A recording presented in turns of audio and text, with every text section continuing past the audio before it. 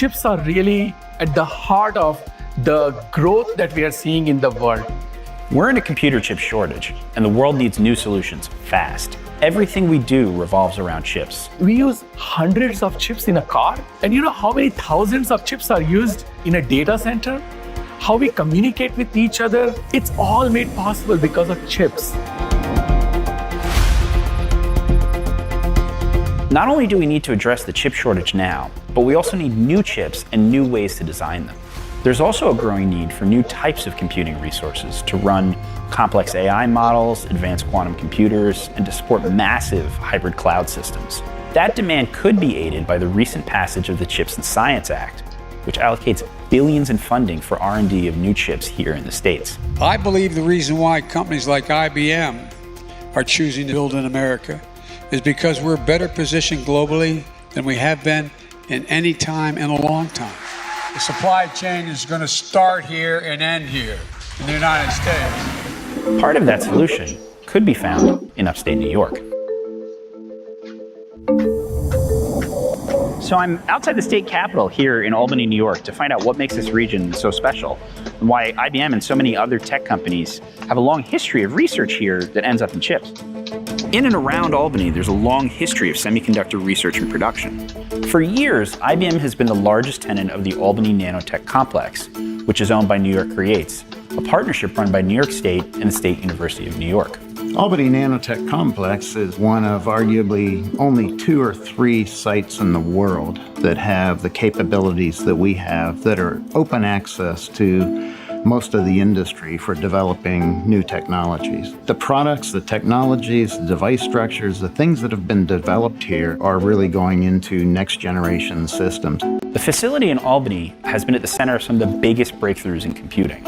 Chip designs that have come from within these walls make it all the way to the devices that are used by businesses and people the world over. In 2021, we announced world's first 2-nanometer chip technology. A couple of years back, we had announced a new device structure called nanosheet. That device structure came out of this facility, and now it has become the standard for the whole world. I met with folks who work at the Albany Nanotech Complex to see what the team is up to.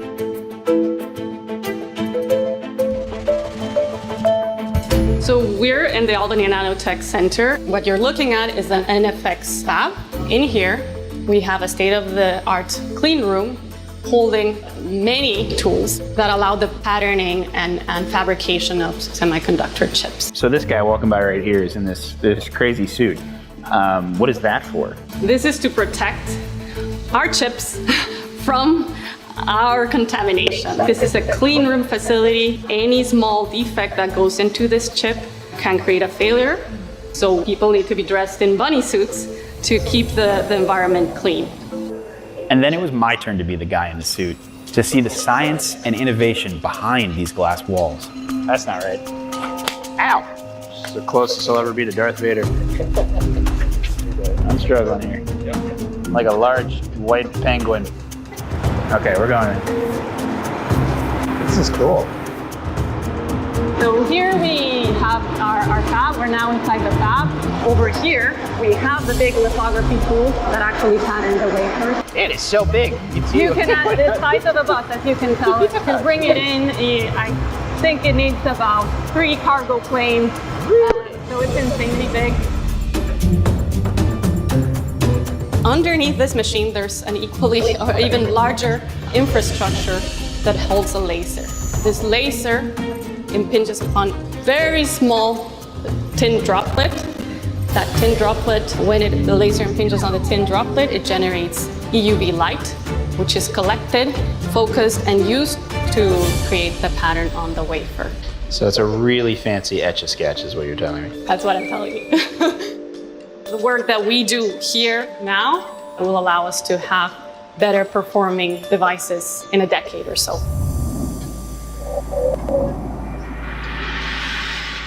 Researchers like Nicole Saulnier of the IBM AI Hardware Center are looking at the new types of chips that emerging workloads require.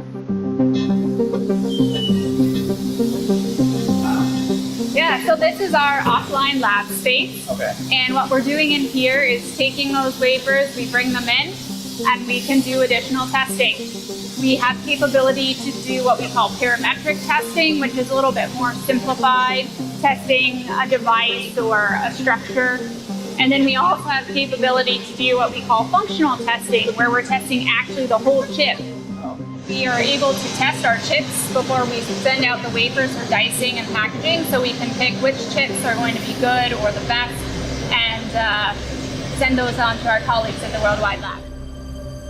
Today, most AI inferencing is done on GPUs, chips originally designed for processing graphics on a computer.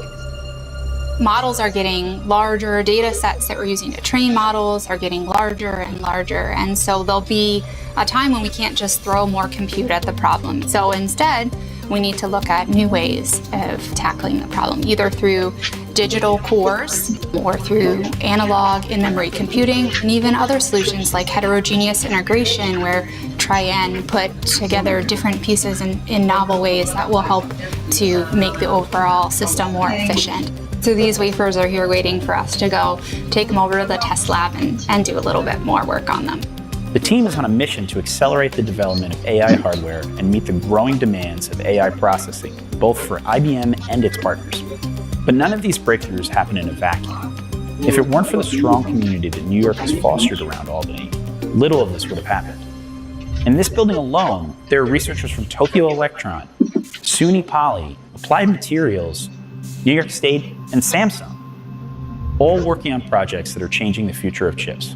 And they've been brought together by New York Creates. Well, we're very proud of the capabilities and the facilities that we have on site. Our mission is really to accelerate next generation semiconductor and adjacent technology development with a strong focus on education, workforce development, and helping to grow the innovation economy, particularly across the state of New York.